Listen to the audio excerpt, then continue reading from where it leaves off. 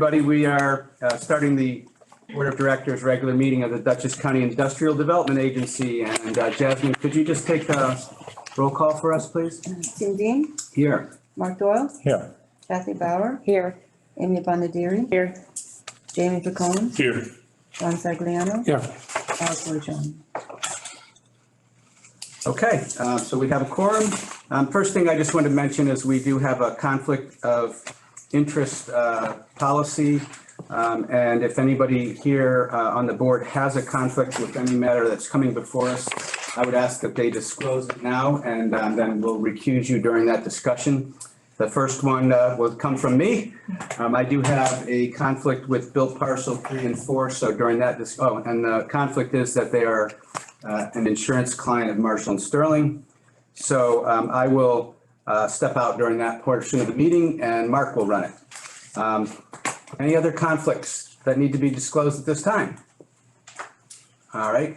If one becomes apparent during the discussions, please let us know. Proof of meeting notice is posted? Yes. Okay. Any bills and communications? No. Okay. First thing on the docket is approval of the minutes from the June 9th, 2021 meeting. Did everybody have a chance to review those for any problems? Are there any corrections that need to be made? Yes, there's one Okay. correction to be made. On page 3, the third paragraph down, there is a sentence that says a motion was made by Ms. Bauer, duly seconded by Mr. Doyle to approve the fee schedule as presented by Ms. Lee. That is mistakenly included, that should be deleted. The fee schedule was approved back in May. What page? Page. Oh, just before, okay, I see, Yeah. okay. So that's this right, this here Yes. is struck. Struck, should be Okay. removed from the minutes. Any other changes or corrections? Could I get a motion to approve the minutes as presented with the one deletion that has been discussed? So moved. Thank you. Okay, we have a, Jasmine, could you just take a vote real quick? John Sagliano, Approved. Jamie Picone, Approved. Amy Bonadiri, Approve. Kathy Bauer, Approved. Mark Doyle, Approved. Approved. Okay. Next thing, report of the treasurer. Marilyn. Good morning. Looking at the balance sheet for the IDA, we currently have 2.4 million available to us on the balance sheet. You might notice down on the escrow deposit is 5.1 million for Cricket Valley. That's because they just recently made their pilot payment. They made it on June 30th. These statements are June 30th, so the money came in, it's in there. And you'll see the accounts payable, the liability for 3.4 million. Those are the pilot payments that are going out. The checks have been cut and they'll be going out this week. Looking at the P&L, everything's fine. I have nothing to report, nothing unusual or off budget. Everything looks good. Does anyone have any questions? So through June, we were compared to the budget, 55, kind of understand. We're 55.9% of our annual. What is that saying? Yeah, but we're 600,000 to the good. Because if you look up at our admin fees, we're at 812,000 this year and we only budgeted for 218, so. More projects than were budgeted. Oh, I got you. Okay, got it. Okay. Does anybody have any questions for Marilyn? Okay, we don't need to prove anything at this point, correct? Okay, any reports of committees? No reports committees. Unfinished business? No, I'm. Okay, new business. I'm going to step out now as we discuss Bill Parcel 3 and 4 and let Mark take over. And I'll return when you guys let me know. Okay, and I'll also get the.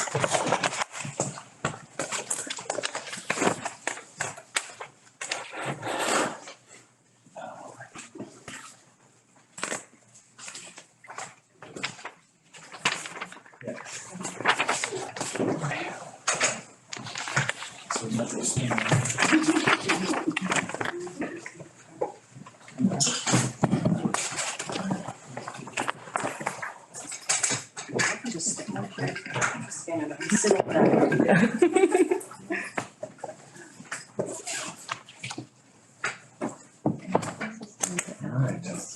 complete it whenever we get to the LDC. Good morning. Good morning. Complete when he's ready. Welcome to our first reinvigorated in-person meeting for a while. So I think the best way to proceed then on build parcel 3 and 4 is for Sarah to lay it out, summarize. I think in the process, Don, Catalina, there may be some points for you guys, Elizabeth, to interject, and then probably some questions. So this morning, the board is considering the final resolution for built parcel 3. Built parcel 3 is part of a project originally called and still called built parcel 3 and 4, which was approved by the board back in 2014. Project built parcel 3 and 4 entailed the construction, adaptation and reuse of property in the town of Poughkeepsie within the Arlington Business District. It was to be built in 3 phases. Built parcel 4, which was considered phase 1, was completed, and part of phase 2, which is part of built parcel 3, was also completed back in 2016. Built parcel 3 in the original, phase 3 of the original, in the original application was contemplated, but there were no costs associated or benefits associated with phase 3 at the time because it was unclear of when phase 3 would be constructed. So there was an understanding that the applicant would come back to the board when phase 3 was going to be constructed and ask for benefits for phase 3. So this is what the board is considering this morning, is an increase in the sales tax benefit and an increase in the mortgage tax benefit for in order to construct phase 3. Any questions so far? So because this is a phase within a larger project, the cost benefit analysis, the project evaluation, and the resolution is based on the phase 2, which was part of built parcel 3, the sales tax and mortgage that was included in that, as well as phase 1, which is built parcel 4. So if you look on the, it's clear on the cost benefit analysis, you'll see a project cost of $16.3 million. That is really the entire project. The cost benefit analysis for built parcel 3 and 4. If you, right, you have it, right? Yeah, what page number? That's all. Page 3 to 7. Is that the entire, That's the entire project. all phases? All phases, all- Phase 1, 2, 3, 4, 8, whatever? Yeah, right now it's 1, 2, 3, yeah. Okay. So the entire project, going back even to 14, or this is just Going back to 14, the entire project is expected to be a $16 million investment? correct, Okay. Very confusing. yes. Could you just say where the number for the project initially, so Yes. back in 2014? Yes. So the original project back in 2014, the total cost of that project was approximately $4.9 million.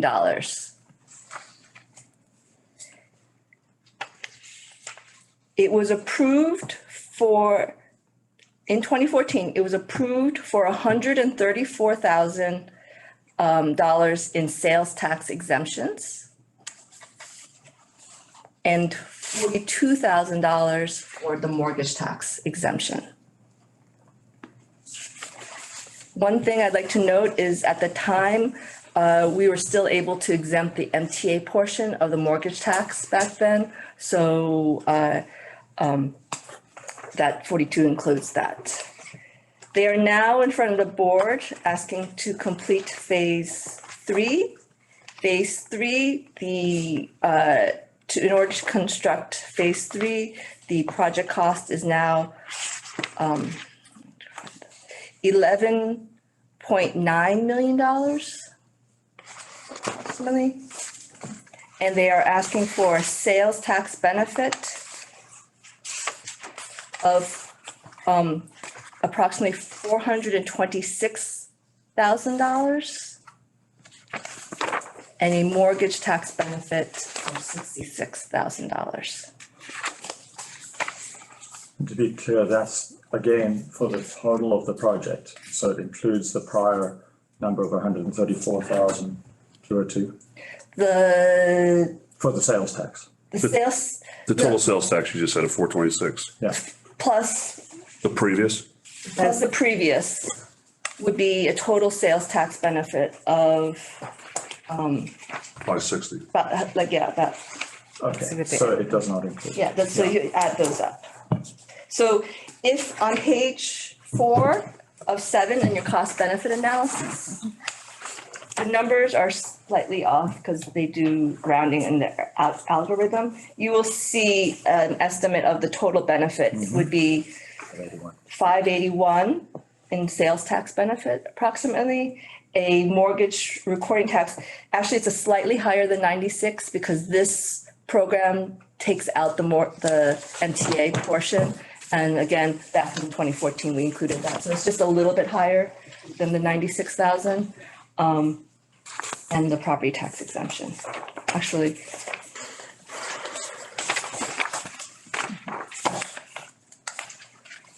I apologize. If you go to page 2 of your project evaluation, you will see at the top the total company incentives. The 578 is what the project, but in its entirety, all the phases to date. So that's different than the 134 and the 426 coming to 560. The sales tax benefit is 578, 906. So because, wait, Yeah. I mean, 560 versus 578. So what's the difference in the 18,000? oh, I think it might be rounding, so. That's a pretty big rounding error, Sarah. So the exact number of sales tax is 426,582.50. Which is even a different number. 420, You had 426, 563 in the. 563. That's great. Yeah, Sorry, I asked okay, this question earlier. Sorry, I'm jumping Yeah. in. Thank you. 462, 563, and then, So it's a difference of 12,000. oh, is the difference of 12,000? No, I have 18,000. You have on this form, which is the evaluation of the projects requesting IDA benefits, the company incentive says sales tax benefit, 578,906. The recording tax is $108,000. Estimated real property exemption with the pilot, 2,574,000. So which number are we opining on? So it should be, Because this is something that's gonna be documented in a tax form with the Department of Taxation and Finance in New York. So as far as what the original agreement had, it was the 134 and it was divided between the two projects. The additional amount that they're looking for is the 426,563. Okay, so I'm gonna ask the staff, then who produces this report? I do. So that number is not accurate? So yeah, so the accurate number should be 567.65. And what about the mortgage recording tax? Of 108,000 that's listed on this, because this is, I mean, this is where we Yeah, you know, Yeah. we're sending on to- All right, so look, where'd you get the number of the 567? You have that in your papers? So 567, yes, so 567 is from the application, which the application is right here. Okay. Copy of.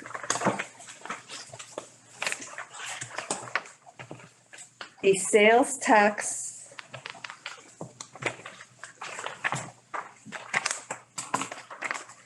requested is on page 18 of the application.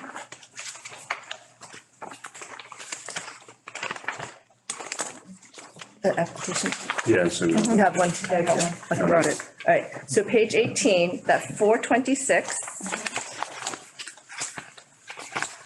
562.50.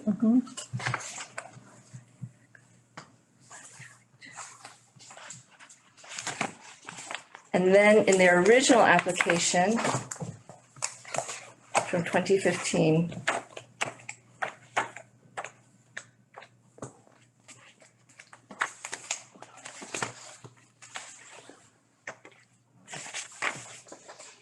it was 134,202 equals 560,764.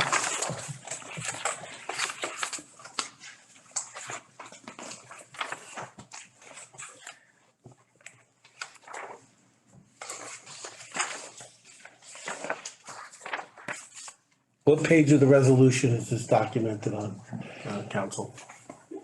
As far as the additional amount that's being requested on page 5 of 6 in the second full whereas clause, it says that they're looking for additional exemptions from sales and use tax in an amount not to exceed 426,563. And then if you look on page 6 of the resolution in subsection H, it says that the amendment is going to reflect that the total sales tax that's going to be available to the company, which includes the 12,000 that they had already used, is the 438,563. That's the additional.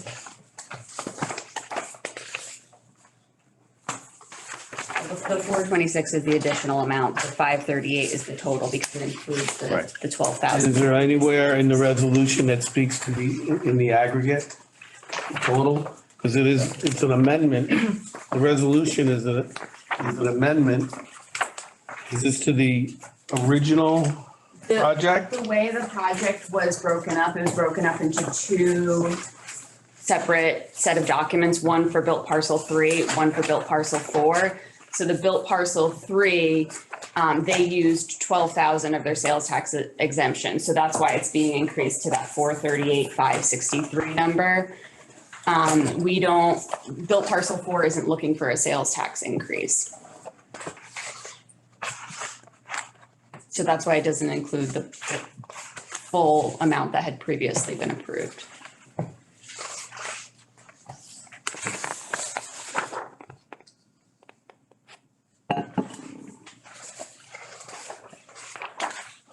So you're referring to page 12, talking about the section 2.6.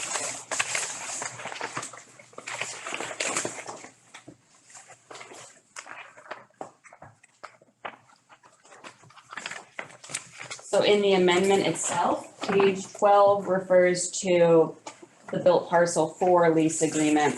And that was just to show when these were allocated between the two entities, the lease agreements divided them in half. Divided that 134,202 number just in half between the two. But then what was actually done on the sales tax forms, it gave 12,000 in sales tax benefits to built parcel 3, the remainder to built parcel 4. And so we do include an amendment to the maximum amount under the built parcel 4 lease agreement just to make it consistent with the state forms. But there's no additional benefit right now going to built parcel 4. So what is this in section 2.6? What is this 122,202 represent? That's what built parcel 4 used in their benefits. So when you add that to the 12,000 that built parcel 3 used, you get the total of the 134,202. What's the total sales tax exemption for the project that we're in front of us? The total sales tax exemption amount for the entire project is $560,000, $567,640. But that already includes benefits that have already been utilized. Correct. How much of benefits have been already utilized? The, I mean, we have to report this every year to the yes, state, yes. so. So $134,202 of sales tax benefit has already been utilized. Okay. So the additional that is being added by these resolutions is 426,563. Yeah. Yes? Yes. How was that derived? So on page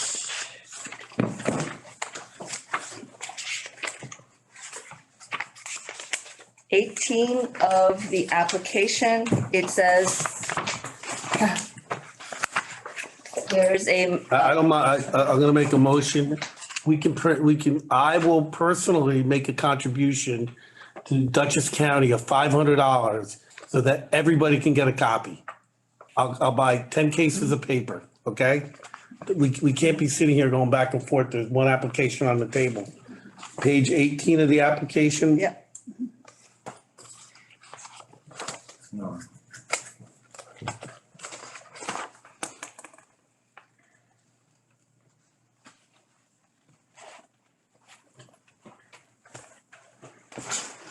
And how much is this project gonna cost? this phase or the total project? Well, that represents the 426,000. It's coming up with $5.25 million So of taxable property. So 11, on page 15, you'll see total project costs. Okay. So there's an acquisition of real estate on this project? Isn't the project already encumbered by the master lease from 2014? So why would there be an additional acquisition of real estate? Yeah, Steve, do you want to answer that? The parcel that this new effort is on was assembled after the 2014. Okay. So there were seven acquisitions of small parcels from both the DOT and the town of Poughkeepsie. Okay. So I'm just having difficulty understanding an $11 project cost where 500,000 is real estate, professional services, which is architect, legals and engineering is 1.2. And infrastructure work is another 1.2. That we have $5,250,000 worth of taxable building materials as well as any fit out. That seems awfully high based upon the span of the project. So maybe you could put some further light on that? Sure, these numbers actually, final numbers on the project, as you probably know, as well as I do, is that the marketplace has been crazy. And that's one of the reasons why we're back here again. And again, I want to apologize because there's been some number changes and so I confused this, and also the names of the companies probably confused us. But to answer your question directly, we've gotten these numbers are derived from the last estimates that we got back from the Baxter construction company, and so it's really just derived from real data that we're working with. But wouldn't those projections have an impact on the top line number? The top line, Which will then eventually affect your mortgage your mortgage acquisition, which could affect the mortgage recording tax as well? Yeah, good question. The sales tax or the benefit is taken out of these numbers. So that's showing the real cost of the project. Okay, but if costs again increase, another 20%, where is that gonna leave your project, your total project cost? Again, are you gonna be then coming back and saying, well, the mortgage, the value of the property is not 11 million, now it's 15 million, and we wanna secure a mortgage, so you'll have to come back and get another exemption on the mortgage recording tax. Is that contemplated? Is that something that we should be aware of now, or? No, I actually am hoping that we won't use all the exemption because it would be great to not spend all the money that we have to. So we're actually working very hard at value engineering the project. But the answer is, I can't give you a guaranteed Right, we don't have a crystal ball. But the goal here is to get under construction and to build this, and Okay. so these are real numbers. Okay, great. Thank you. Thank you. So that is a process to get through these numbers. So I just want to make sure, is there anybody else that has questions about them or is unsure? Al, you're the construction guru. Yeah. Is there any way to see your construction cost breakdown? I don't have it with me today, but Right, absolutely. because so everyone here just sees a number and it just says new construction. At least I can look at it and Yeah, I can analyze it pretty good. and at the end of the project too, you're gonna see audited, detailed information. And again, if I can't build it for this amount and it goes higher, then I can't get financing for the project. I mean, part of this is really underwriting credibility. So, there's, so this is really based upon experience, and that experience only takes you so far because of how unstable the marketplace is really. So the answer is that we work completely transparently, and that's a requirement anyway. But as the project gets final numbers, I'm glad to submit them, and then when we finish the project, I'm glad to resubmit them as well. So Yeah, because you that's guys, helpful. Yeah. your type of building over there, the escalation cost, the wood market, everybody knows what's going on. It's a I mean, funny. we don't know. In thinking through, comments for this morning, the IDA role here becomes more critical because we're at the cusp of maybe inflation that, we're seeing it already with construction dollars. If we now see interest rates going up, projects are going to be harder to do. The entitlement process, is decimating small business and the ability of small business to do these projects. So I'm honored to be here and that you're considering this project because it's been key to the success. We have now 10 or 11 buildings in this neighborhood and it wouldn't have happened. And this is a small business community. There's a lot of women-owned businesses that, are here and, we're able to keep our rents at a point where people can be here and function and all that. And so you're a huge part of the success. And I'm appreciative of it. And again, that's where the transparency is because I think you seeing it, if it's helpful, I'm glad to, to share whatever I can, so. Thank you. I mean, following up on that, I think that it's not often that we actually hear and discuss the community benefits of a project. So yours, because it's so complex, is actually a worthwhile taking a little bit of time to discuss because it helps us, all understand the community goals in the context of providing, financial assistance. So do you mind spending a little more time on those community benefits? No, thanks for asking, actually. I've gotten some feedback in preparing some thoughts on this. One of the issues is the jobs that you're creating. And when you're dealing with small business in a small neighborhood, those businesses come and go, unfortunately. And we've actually had a very stable roster of companies, but the pandemic really, banged through and put huge pressure on a lot of businesses, but particularly small businesses.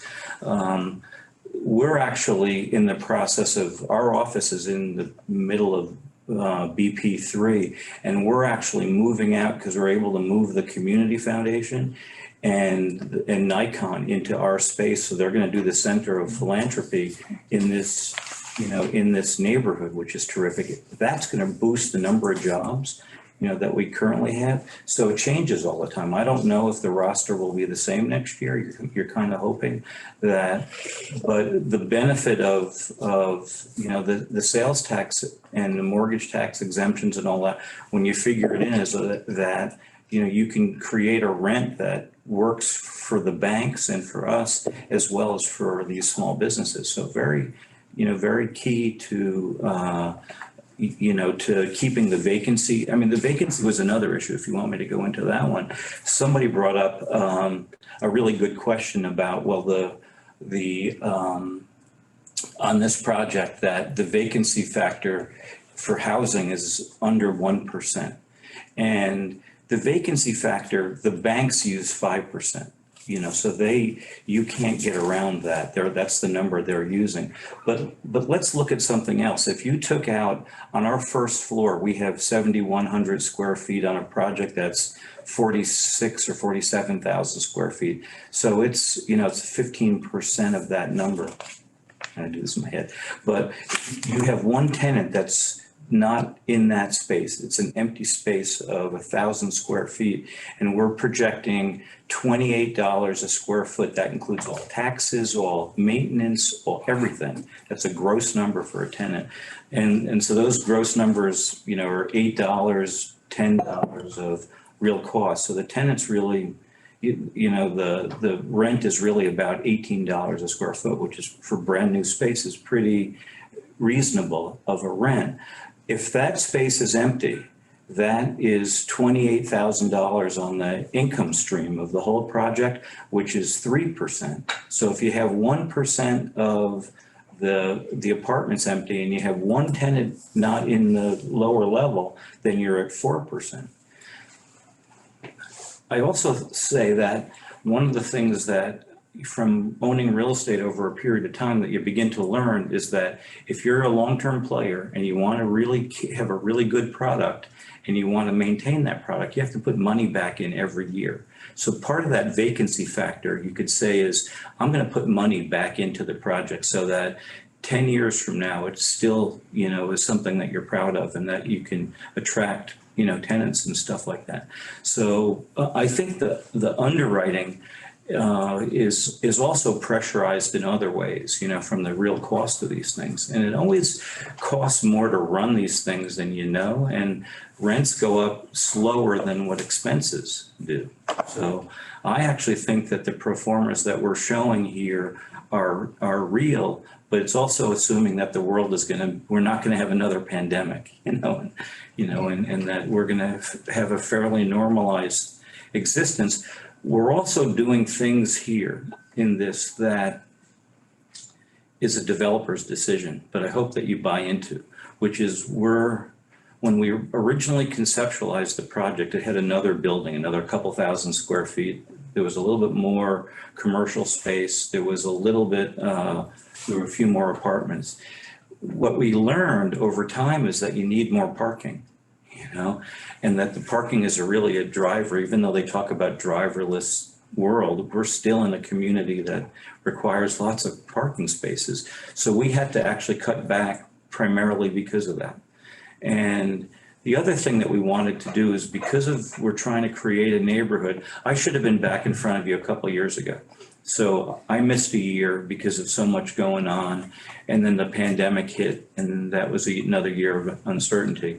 But in order for this neighborhood to really work, I have to keep going. The critical mass is important to have energy. If it's a live, work, play, even though I don't like those expressions, that's what you're trying to do. So we're actually putting money into building a plaza here. And the plaza is going to be an open space, landscape space for not only for the new commercial tenants, but for the whole neighborhood at large. And so that doesn't drive any revenue, but it creates sense of place. So those are in these numbers too. I don't know if that. No, thank you very much. No, in fact, in the room we have Dutchess County Department of Planning and Development, and it's interesting that the part of your statement is that the town of, city of Poughkeepsie, the town Yeah. They're in the town of Poughkeepsie. of Poughkeepsie, sorry, I'm never know the this is component of the comprehensive plan. So, I mean, just a second more, if you'd humor me, of how this project fits into that comprehensive plan. Well, we're in the Arlington Town Center, which, encourages mixed use. And, so I think that's, and the town has been very supportive of the project and originally rezoned the neighborhood for what we're doing. There's one other important thing, which you probably have all heard. And so it's just important to know is the pandemic did something to me. And again, I've been back and forth on this project and it keeps evolving. And unfortunately, it's a restless mind, or maybe I can't make up my mind. But so the project, during the pandemic, I looked at it and I said, the world is different. We got to go back and look at these layouts. And luckily, we were trying to build replacement homes here so that people can stay for a long time. These are not small apartments. We're trying to create this replacement home. But one of the things you notice is that you wanted to do something that reflected what the pandemic was doing, which is swing space, which is to create a place where you could work at home, or if you're going to be at home, and when you talk about the number of jobs here, we're talking just about the first floor of this building, but we're creating apartments now in a world where people are working at home. They're running their businesses at home. They're working for companies. So we're creating jobs in a sense, or the ability, and I think you probably hear that from Dutchess County Planning as well, that housing becomes a development tool differently than what it was thought about 10 years ago. So we fit into the Arlington Town Center. We get the support of it. We're right off of Main Street. We're walkable to, into the Arlington area. And one of the other pieces of this project, which I hope, and again, I'd love to, give you a tour of it, because we have a virtual reality model that you can actually jump into the model and walk the neighborhood as it's proposed. But we're creating sidewalks and on-street parking, so it's becoming a walkable, everything is walkable and interconnected. That's what's driving the cost here. The cost here per unit, you just have never seen it before. And but to get the value, the long-term value of what we're trying to do, that's what it costs today. Thank you very much. That's we discussed before you mentioned the jobs total and relative to the Paris. Yes. So in the original application in 2014, the project projected that with phase 1 and phase 2, it would create 41 total FTEs. There were already 20, well, let me go back. At the time of application, there were already 21 jobs existing on the site. With the completion of phase 1 and phase 2, it was projecting to create an additional 20 jobs for a total of 41 jobs at the site.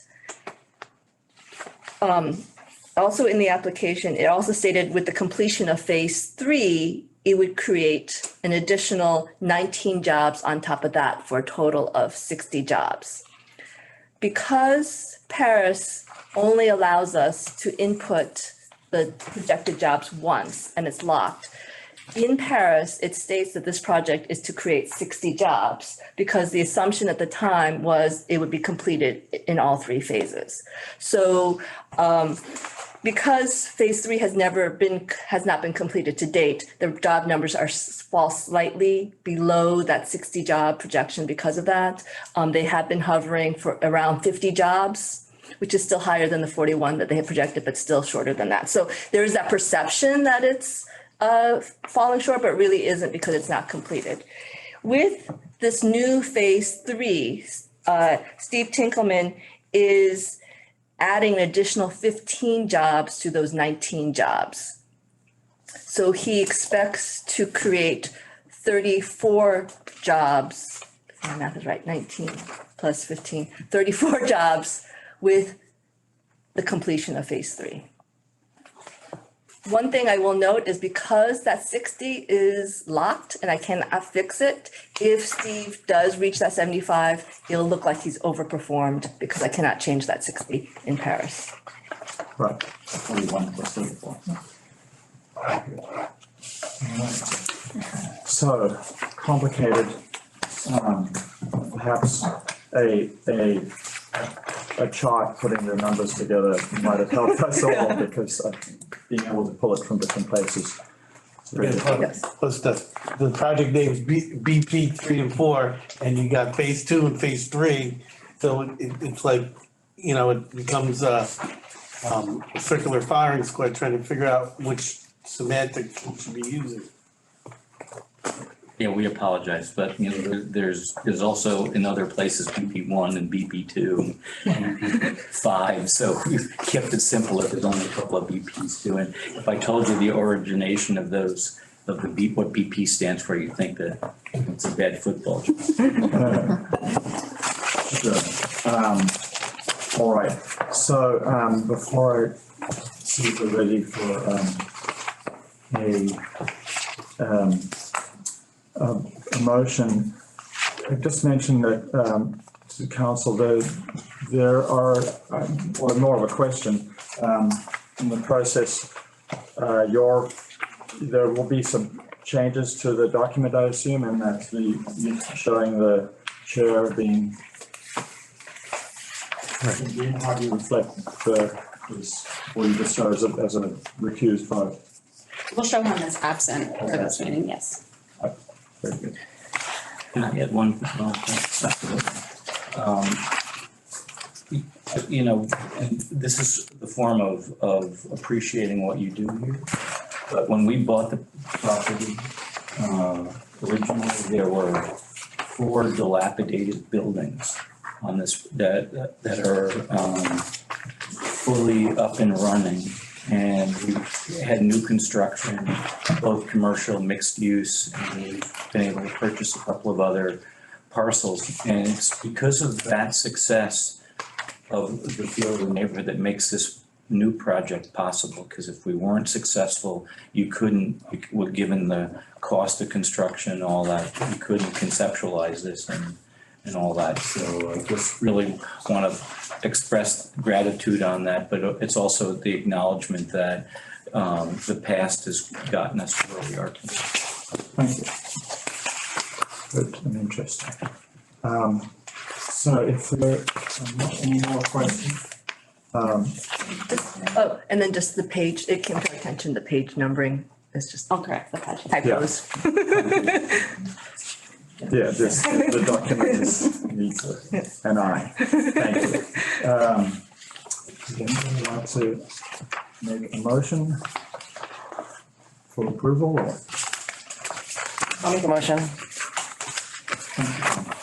And a second. I'll second.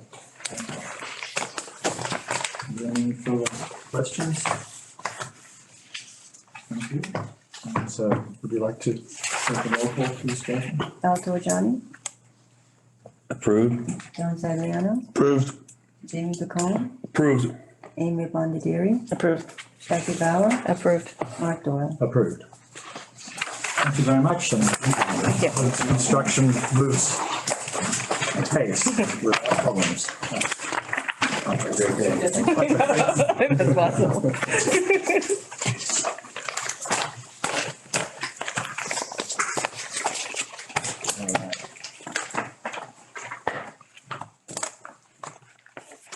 All right, so I will, Tim is gonna come back Yes, in. come back.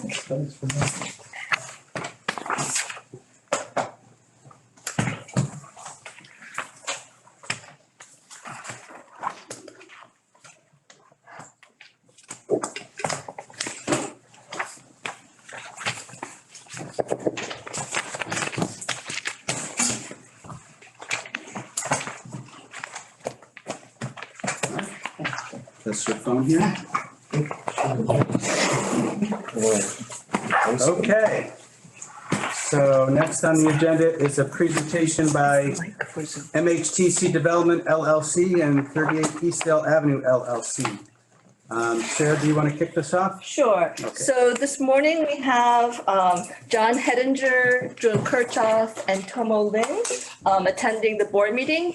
They are going to make a presentation to the board. There is no board action to be required at this time. They will come back to the board once a public hearing is held on this matter. And why they are here is they are looking to construct under the LLC 38 Eastdale Avenue a restaurant in Eastdale, which will be owned, where MHTC will be hold minority interest in the property. This is a transaction similar to the board has seen with Rossi's and Daffodils, whereas the LLC is composed of a outside party holding the majority and the MHT holding the minority. They are requesting the reallocation of previously approved benefits to go to 38 LLC. And with that, that's basically it. They do project that 8 of the jobs that they had projected in the original application will be allocated to this project. They are asking, in terms of benefits, an allocation of approximately $60,000, a little less than $60,000 to go towards the construction of the project. An estimated amount of $17,940 of mortgage tax benefit, and then once constructed, the pilot that was previously approved would apply to this property as well. All right, so from MHTC, who would like to start this off? I'll kick it off this morning. And first of all, it's great to see everybody in the same room together for the first time in a long time. And thank you very much, as always, for having us back. Thank you, Sarah, for the introduction of the project. As per custom, we'll give you a quick update on what's happening at Eastdale right now in terms of construction, and then transition to 38 Eastdale Avenue, which is a project that we're introducing to you today. So currently at Eastdale, construction is still underway on approximately 40,000 square feet of commercial space on Eastdale Avenue North. If you've been by recently, you're starting to see that really start to come to life. And starting later this quarter, we expect some of those operators to be open and operating and thriving within the project. We're also wrapping up the amenity area on Eastdale Residential 3, and the 3 buildings comprising Eastdale Residential 2, excuse me, the 3 buildings comprising Eastdale Residential 3 are also coming out of the ground right now. But the project that we're introducing to you today will be owned and operated by 38 Eastdale Avenue LLC, and as Sarah mentioned, would represent an allocation of benefits previously conferred upon MHTC development. 38 Eastdale Avenue is at this point slated to be a 13,200 square foot mixed-use commercial and residential building located on the northwest side of Route 44, right on Eastdale Avenue North, prominently located on an end cap adjacent to the Eastdale Avenue North cottages, and directly across the street from 43 Eastdale Avenue, which, as Sarah mentioned, operates as Daffodils. The building will have a clean, traditional look that complements the architectural vernacular that you're starting to see come out of the ground at Eastdale, while remaining unique and unto itself. If you'd like me to share my screen, I can show kind of where that is specifically within the project, and also show some elevations, but not necessary if not necessary for you. We would actually like to see that. Great. Yep. And Tom, John, I think at the bottom of your screen, you'll see the share my screen option. You can use that. Perfect. Yep. How can we put him on as the? Can everybody see that? Yes. So what you have here is a sort of a zoom in of Eastdale Avenue North, with many business names and orientations that are already familiar to this board. 38 Eastdale Avenue, as Sarah mentioned, is going to be primarily operated as an Asian fusion restaurant run by proprietor Tomo Lin, who is on this call today. And the Eastdale Avenue North cottages, which hopefully some of you have gone and experienced, are right adjacent to that. So this, as you'll see in the architecture, this is the facade of the building from Eastdale Avenue North. There are 5 apartments above the commercial space. This is the facade that you would see if you were standing at the cottages. So it really kind of creates a gateway for people to enjoy a dinner or a lunch at Tomo's and observe the activity that we've seen kind of have, life breathed into it on the cottages. And then this is the rear of the building. So very, very unique, very classic, very traditional, but also very much in keeping with the rest of the design that you're seeing come alive at Eastdale Avenue right now. And as Sarah mentioned, the construct for this project is very similar to what we've done in the past with Daffodils, with State Farm, Catherine Durland, and with others. Really because, as this board knows, we champion the owner-operator construct. We aim to support owner-operators within the town center as much as possible. And when you have a best-in-class proven operator like Mr. Lin, we want to make sure that he's positioned to succeed for the long term in Eastdale Avenue, on Eastdale Avenue. The project is majority owned by Mr. Lin and is consistent with the original intent of the plan for Eastdale Village. And we believe its development is consistent with the IDA's mission. I'll provide a brief bit of background on Mr. Lin and then ask him if he'd like to say a couple of words about the project. But Tomo currently operates Mr. Sushi in Middletown, New York, which is perennially a best of the Hudson Valley restaurant for its discipline. This restaurant will operate in addition to the project. So Mr. Sushi is remaining open. This is an expansion of Mr. Lin's enterprise. Tomo has more than 24 years of experience in the food and hospitality industry, including 4 years of training in Japan from 1996 to 2000, specifically in this discipline. After moving to the United States in 2001, Mr. Lin was a sushi master chef in New Jersey and New York, working in restaurants including Ruby Fu, Haru Sushi, and Windows of the World at the World Trade Center.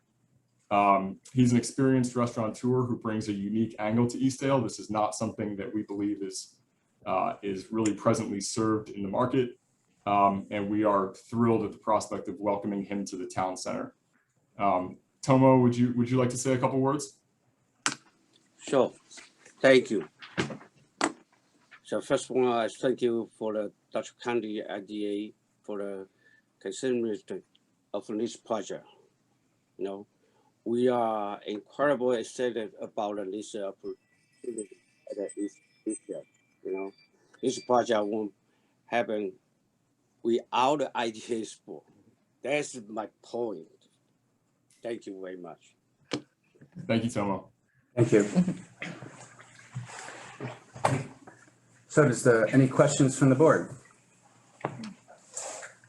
I heard you say that this building was, I believe, 13,000 square feet, but this particular use is only a portion of that. Is that correct? That's correct. That's correct. So there's 2 stories of the commercial space and 5 two-story apartments above that. So each apartment's gonna have an upstairs and a downstairs, is that correct? That's correct.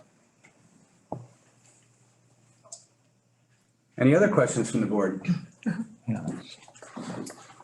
All right, so what would be the next step, Sarah? So this is just a presentation and an opportunity for the board to ask questions. We will be holding a public hearing on the matter, and then they will return to the board for a final resolution. So this, because we've already approved this project and it's just a reallocation, we don't need to give preliminary approval. Correct. Okay. But I think it looks from looking around the room that I think that the board is supportive of this, assuming the public hearing goes well and, we don't hear anything else. Okay. Well, thank you, folks. Thank you very much for having us. We'll look forward to seeing you back for the final approval. Thank you. Thank you. Thank you. Welcome. Okay, next on the agenda is a presentation by Dutchess County Planning and Development. And we've got some guests here with us, Heather Lavarnway, Ann Saylor, and Owen. I apologize, Owen. Rafter. Owen's, there he is. Hiding on the side. So here to listen. So, I unfortunately have to go to another meeting, so. okay. I figured I had a chance to come in, so I popped in. No, understood. Okay, so, who's gonna take over here? So I'm gonna kick it off. Did you get the power? Yes, and can we have the PowerPoint presentation?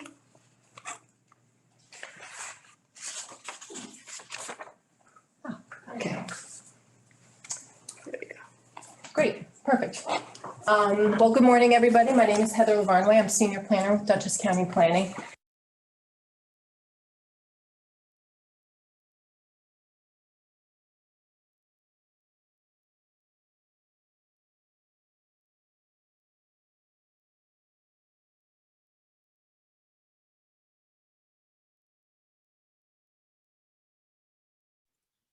Sarah, I'm sorry, you've muted and I can't hear anything there. Yeah, we just fixed that, hopefully. Okay, there we go. I'm going to share my screen one more time. Thank you. That should do it. Oh, okay, can you go to the next slide? Okay, so we collect data in three main categories. I'm sorry, I shouldn't have done that. Yeah, thank you. So the first category, which is really the bread and butter of the report, is the market rate apartment complexes with 20 or more units. You could go ahead. Last year, we collected data on more than 8,000 of those units, and they reported rent increases ranging from 4.5% to 7.5%. And those are for unit sizes ranging from studio to 3-bedroom. Now, just a quick question. Who do you get the data from? Is it from? Directly from the complexes. So, the complex managers and. Got it. Yeah. And that's about 85%, 80%. I can look it up. It's that high. a pretty high, of the 20 units or more complexes. Yep. I can look it up while you. I think, 80%. The next category is tax credit and inclusionary apartments. Most of these are in complexes, but some local zoning codes now have inclusionary components, and so you might get a project that's predominantly market rate, but might have a handful of affordable units in it. We collected data on 1,700 of those type of units. Rent increases were much more stable, 1.1 to 2%.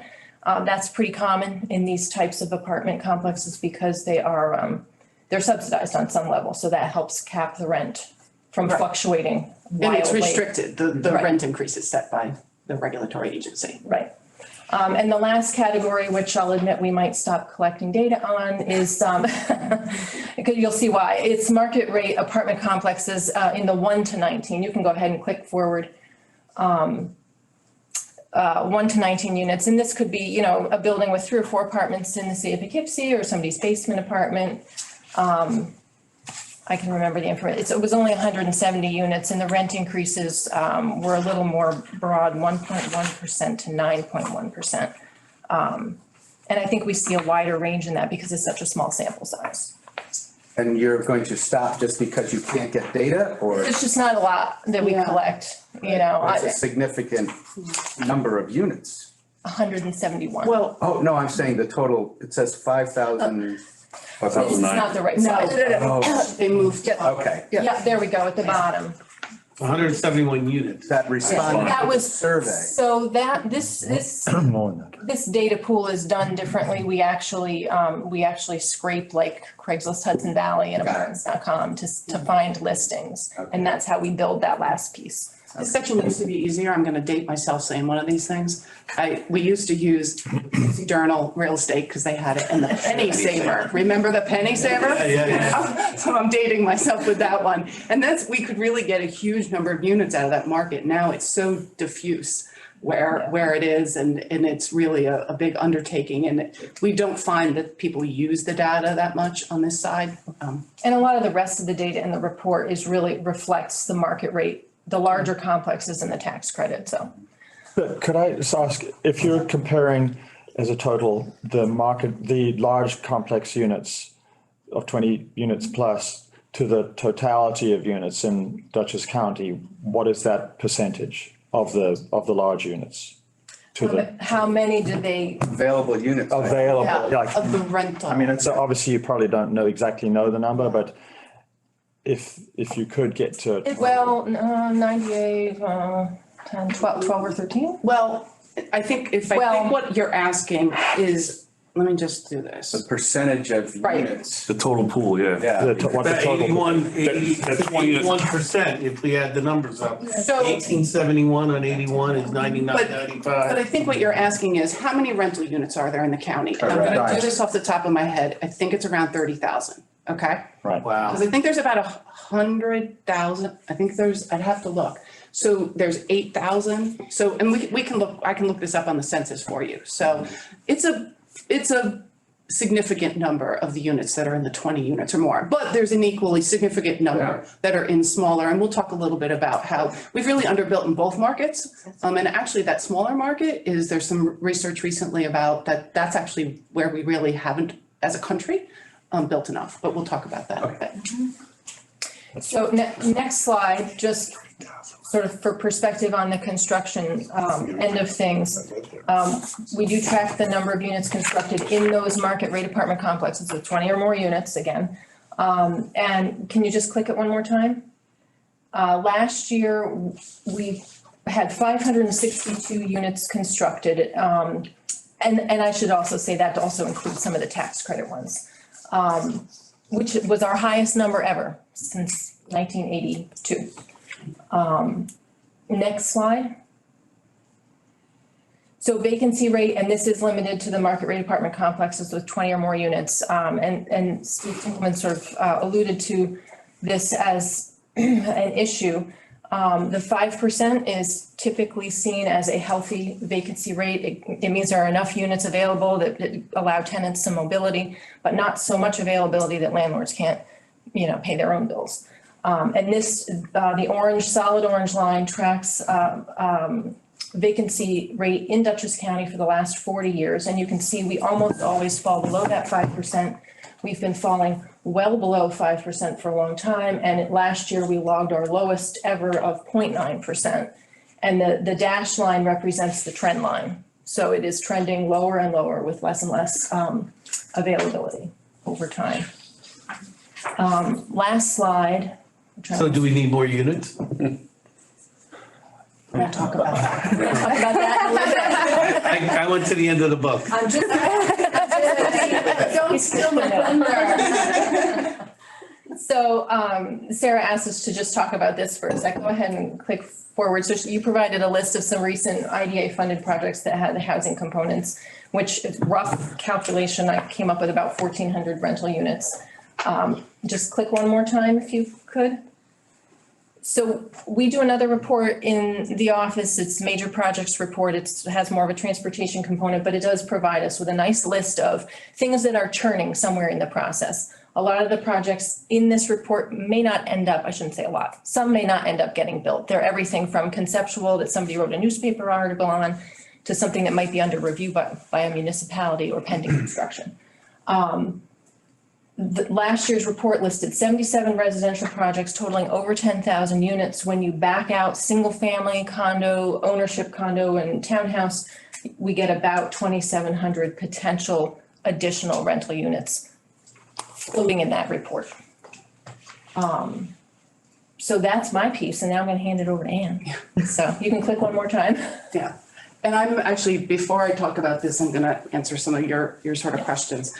Heather said what you saw in the last report was a bit extreme and probably driven a bit by COVID, but we've had a shortage of rental housing in particular in this county for probably my entire career, which is 30 plus years right now. I remember starting the county talking about doing a housing trust fund because we were having a shortage. There is, I think, also broad agreement nationally that we've underbuilt housing. I don't know if any of you last month saw the report from the National Association of Realtors, where they said that in this country we have underbuilt by 5.5 million housing units. And it's interesting. 36% of those units they think should be single family. 20% of those units are in 2 to 4 unit buildings, and 44% of those units are in 5+ unit buildings. So we've actually underbuilt on the multifamily side more than we have on the single family side. And I would also make an argument, and I think they made this in the study too, on the single family side, we've sort of underbuilt on smaller homes. You know, we've done okay on big homes, but not so much on smaller homes for people, which particularly in an aging society, you know, is something that's really important. I can say that as somebody who might like to downsize at some point sooner than I ever expected, but you know, that's important. I did a back of the envelope thing. Now I'm going to talk about the housing study we're going to do, but I said if we took our percentage of that shortage, what would it be in Dutchess County, just based on our existing housing stock? We would be short about 4,800 units, which means right now that's what we're short in Dutchess County. So, you know, I think that that's something, and I'll talk about the study we're going to do. I just want to make a few other points. You know, one of the things that I think there is some misperception about population growth. I see it on Facebook, which I know is not a reliable source of information, but it is what people feel. I actually heard it in the county legislature the other day. Somebody said New York State's population is decreasing. That is not accurate. The New York State's population had, in the last decade, and we don't have the new data yet, went up 3.2%. You know, I find, and I say this as one of those people, you know, the people who are 55 years old and their friends are all going to Florida, that's what makes them think that our population is decreasing, because all of our friends are leaving often, or enough of them. But that's not accurate. It's a little harder for us to get a handle on the Dutchess County population because right now we don't have the new census data, the ACS data. So, you know, we do the decennial census and the ACS. The ACS is a sampling thing and there's a margin of error in there. So if you look on Wikipedia, which is sort of the easiest way to look, it shows a 1.1% decrease, but I don't think it's fair to use that because you're comparing a decennial census to a 5-year sampling. Mm-hmm. So, you know, when we read about the census and we hear that the state of New York is going to lose a certain number of elected people based on that census, that seems to fly the opposite direction of what you That's because the other communities grew faster than we did. So it's proportional. It's not like we went down. They grew faster in Florida and Texas. The assumption was that they were people moving from New York. Well, and that's what they are. And some of them are, but there are people coming here. I mean, it's actually interesting. I was, when I was at the legislature, I thought I was going to be in and out, and I got there for 2 hours. And so I luckily had printed out the IRS inflows and outflows. So I was sitting there looking at that because, you know, there's this idea of everybody fleeing, but there's a lot of people coming in, and it even shows the wealth of those people in the outflows and inflows by county, which was really interesting. Outside, I think the outflow, there's only one in the top 10 is one county, and it's over in Connecticut. You don't get to Florida till like 13 on the list. So it's really interesting, the perception of that. Well, I mean, I admit that I had that because, again, I heard about the change in the election, you know, the elected officials, and I assumed it was because of decreases. But as you're saying, we just aren't growing as fast as they are. And then add on top of that, the difference between household growth and population growth. So the households are growing much faster than the population. A variety of factors. You know, I was thinking, you know, let's say you have two people, they used to get married when they were 20, right? One house. Now they stay single till they're 25. You have an older person, right? They're living longer. Two older people, you know, my mother's living longer. She's staying in that house. Divorce creates two households, right? Where there used to be one. The people don't necessarily change. Like in a divorce, the population doesn't change, but you need two housing units, right? So there's a variety of factors that are actually driving our household growth, and that is much higher. So that's one of the conversations that we want to have, because we think that, you know, I think there's a misunderstanding about what's going on in our community. I also think that housing is a critical infrastructure for economic development. I don't know if any of you know, there's a magazine called Area Development. They do site selection and relocation, and they've been doing a study for 35 years on why businesses choose to locate or relocate to places.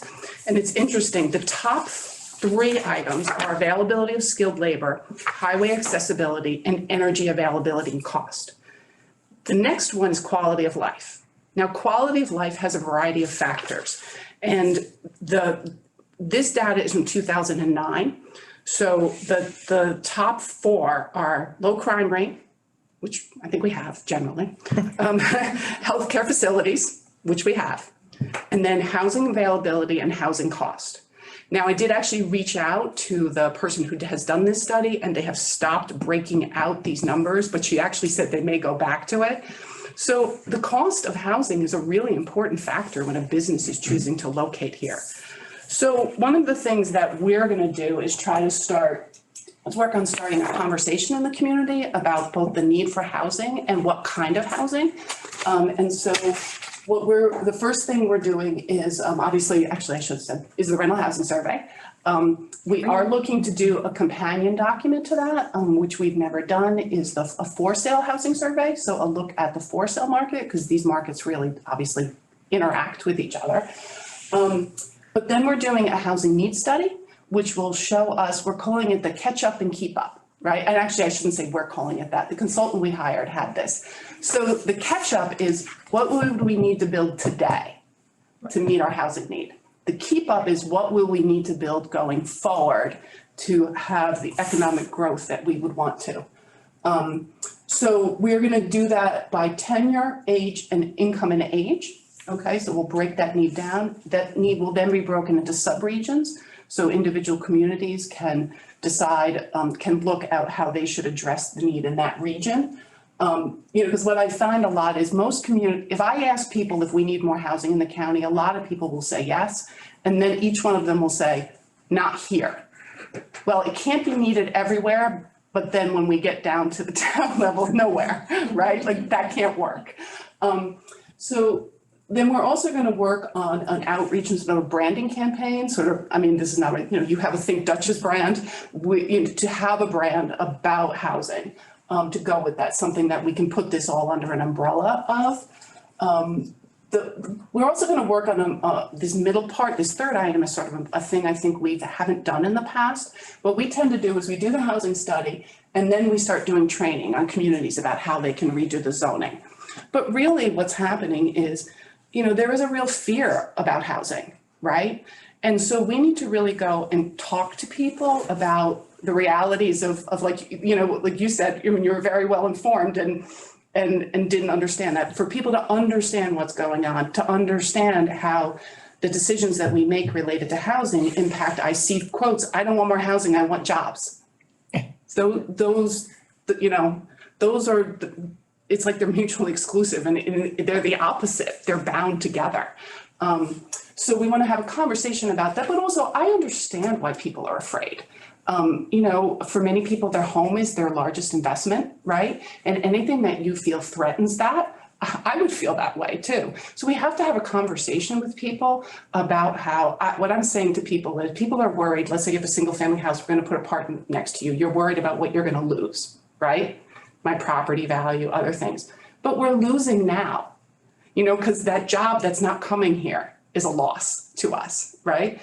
The Main Street in Poughkeepsie, which isn't revitalized and doesn't have businesses there, that's a loss for us. So, I think we have to have a more honest conversation, but also talk to people about how we can mitigate their fears about new housing. So we're going to work on that. And then the last thing, not the last thing, but we're going to do what we've traditionally done in doing trainings. Heather and I are going to do a big version of what I'm doing now about, why we need more housing, a real deep dive into the statistics on population, and even compare ourselves to the communities that are growing, the communities that people are going to. I shouldn't say growing because we are growing, that are growing more than us, that we look at. Because I'll make the argument that, the story we tell ourselves for particularly older people, I say that, is that people leave because the taxes are high and it's cold. But they are also leaving. And often the people who are doing this are people who have wealth and they're taking it with them because we do not provide the housing choice that they want. So that is something that I think is critical. I know people personally, and I don't like to use anecdotes to prove a point, but people are leaving for more appropriate housing for them that we're not building here. And I would argue that people may not choose in a remote world where they can live wherever they want. You know, why would they choose here, right? We have to think about that. And then, so I did put on here is funding, and the reason I put that on, it's not really part of our initiative, but obviously creating housing, particularly more affordable housing, costs money, right? And I do believe that you've had some businesses come, some talk to you. I believe traditionally you've only done housing to the extent that it is connected to some commercial, right? I mean, that's what we had done in the past. We're starting now to see more independent housing projects, and that prompted, the presentation for his. We don't do residential subdivisions. No, we do. Commercial. They have commercial rentals. That's what we do. But we're starting to see. And adjacent to a distressed area too, right? Isn't that one of the criteria? No, our criteria. the important part simply is that if there's single family residence owned by individuals, it is not commercial. Okay. So when they're rentals, then it is commercial. So, this discussion right now sort of brings up, to me, this extreme anxiety that I have over this, over the subject, which is that presented the way you have, you're saying we need, this housing, and it's a blunt tool. You're presenting to us the IDA who have, tax advantages and so on, and that would be applicable to anybody, anywhere effectively. I mean, we haven't got specific criteria to direct these things. And I'm saying this coming from, and Owen knows this well, coming from position of being a farmer, having worked for the last 30 years with Duchess Land Conservancy, and looking at sort of the quality of life issues, which mean, conserving our open spaces and our farmland and creating, a really livable, attractive county. And that means that housing needs to be in the right place. So what is the right place, and how do we fit into that policy that drives housing applications to the right place?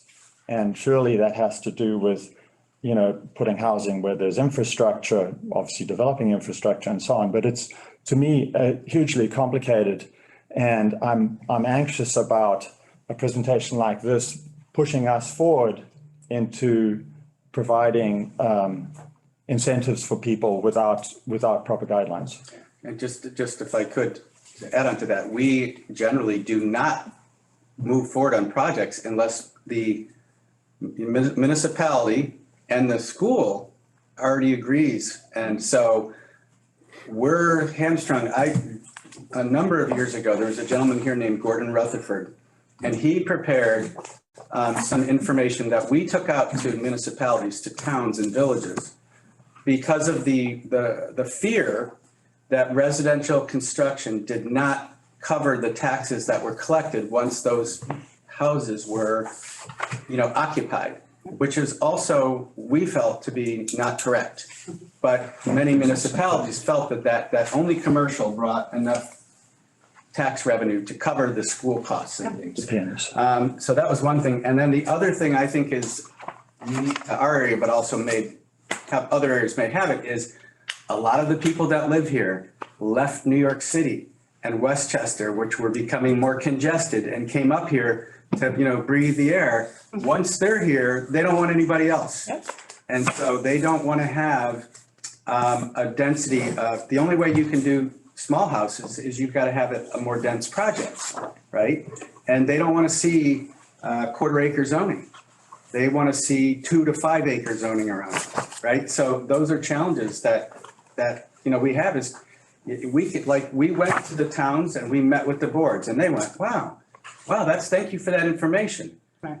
But when their constituents went to them and said, we don't want anybody, anything like that, and they're going where their votes are coming from. And so we couldn't get traction. Yep. So anyways, Part of that is that the towns don't have the infrastructure. Armenia, my town, doesn't even have a sewer system. The logical place to put the density is in the town center, can't be done. well, it could So- be done if you had the density that the developer could afford the sewer system. But again, We have anyways, to- we're, What was the bottom, what was the last on your slide? If you go back, it's funding, right? It's all about funding, right? Right, and I'll tell you, Infrastructure, sewers. I would agree with you. I would not recommend at this moment that you guys just do a UTP related to housing, right? Yeah. You need to do something that's really thoughtful and I think there's two things. There's communities around the state that are doing this. There's examples out there that you can use. And then as we move through this process of the housing needs study, I mean, in sub-allocating to regions, we're going to make some of those decisions about where housing will be allocated, because you're right. You're not going to necessarily put a lot of units in Milan, or even, I grew up in Beekman next to Unionvale. Unionvale is, my understanding, rock. It's tough to put a septic system in there. So, we have to look at the natural constraints, but allocate those units according to that. And then you guys could make a really informed decision on your policy, but it is part of the toolbox that we're gonna have. The state, is being pretty good about, thank you, about putting resources in.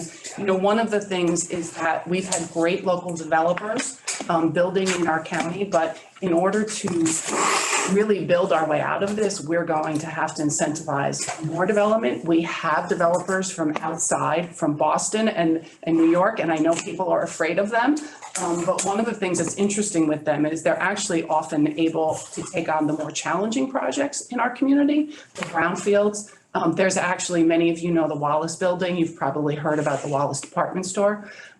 It's a large 200, I happen to, in full disclosure, I'm on the City Poughkeepsie Planning Board, so it's why I sort of know this. It's a controversial project in our community. But it's the first 4% tax credit deal in this state, in this county. So we normally, and I won't go into tax credits, but all the tax credit projects are what we call 9% deals. This is a 4% deal. They're tighter deals. They will probably try to go to the city IDA because a 4% deal is going to need that. But that money's out there for us to build in our community, but we have to bring some resources to the table to bring that other money. So, I think part of that conversation is, just to follow up on what you said, I heard something yesterday and it said, politicians, and I don't mean this in a derogatory way.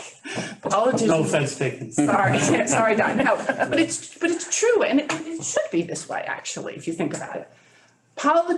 Well, maybe sometimes it shouldn't. Let me clarify that. Sometimes it shouldn't, sometimes. But politicians are leaders, are followers, not leaders, right?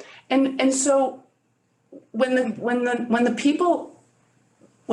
subset of the population in your community that's very vocal is yelling at you to do 2-acre zoning, right? It's hard to say to do something else, right?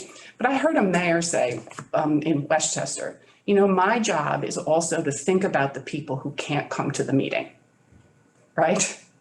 The person who's working a second job or is putting their kid to bed and can't come here. So, and I can say this as a planning board member, I listen to the people who are there, but I understand that that's not the entire need of the community, But I think if we have a conversation with people, even the people who are saying we want 2-acre zoning, maybe if we really talk about their fears, maybe they would say, you know what, I hadn't really thought about it that way. Yeah, I'd be okay with this here under these conditions. And here's how you could mitigate things. Because that's how we're going to get communities to change their zoning. the challenge is, just like those people don't come to meetings, getting to them and educating them is very difficult. But, I used an example of like Eastdale. When you look at that project, it's really become its own community and it's dense housing. Yeah. Right. And if you could do, and it is done, similar thing is done with residential housing. Yeah. And building that community focused thing. And so I think people, when they probably first heard of Eastdale, thought, oh my God, this thing's gonna be, overwhelming. And it's big, but it's, everybody that I've talked to that's driven through it says, wow, that's pretty nice. It's in the right location. You're not on Facebook. I am, but not for that. Too much time trolling on Facebook. That's the only thing I do on Facebook is watch people's comments about development, and it's very depressing. Well, that's true. But, I mean, and it's funny, this is interesting, like, one of the things that people don't understand is, people don't want more housing because they don't want more traffic, but if we build spread out, you have more traffic. Yeah. And we see, Heather was telling me, we've seen all these complaints about traffic related to Eastdale. Well, so a couple of months ago with Don, Traffic through lights. Pleasant Valley. The all of lights a were out of sudden- sync. All of a sudden, traffic was awful. You Oh, could yeah. get through town in less than 20 minutes, and everybody was blaming Eastdale. And I thought, Eastdale has been rented and occupied for a year and a half, and that's not it. And behind the scenes, I was reaching out, and you were reaching out, and it was the light timing was messed up. And Yeah, you the just had to come switch fix was the lights. broken at South Avenue, Yeah. all the way at the end of Pleasant Valley. The story there was Eastdale is causing a traffic problem. Right, and I got kind of nervous because I thought, oh my gosh, everybody's gonna think it's because there's this, this development project, and it's, you can't blame that. That was not the reason Right. for it. The other thing I just wanted to say, we do have the centers and green spaces sort of overarching policy at county planning, which is obviously still a driving force, which it talks about directing development to our centers. We obviously need infrastructure. Some have it, some don't. I don't know, maybe there'll be some money coming through. I mean, I know the ARP is supposed to work on existing systems, but that is an issue, but that's obviously, that's sort of an underpinning policy. And depending on where, developers can contribute to, let's say, expanding existing infrastructure, right?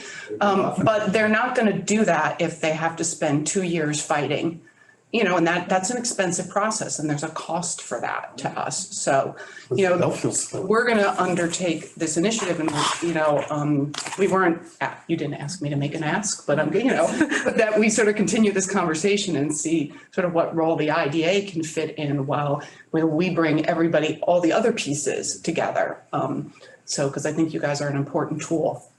Okay, great. Thank you. Okay, is there anything else that we need to do on this agenda? Okay, so we are going to adjourn the IDA meeting.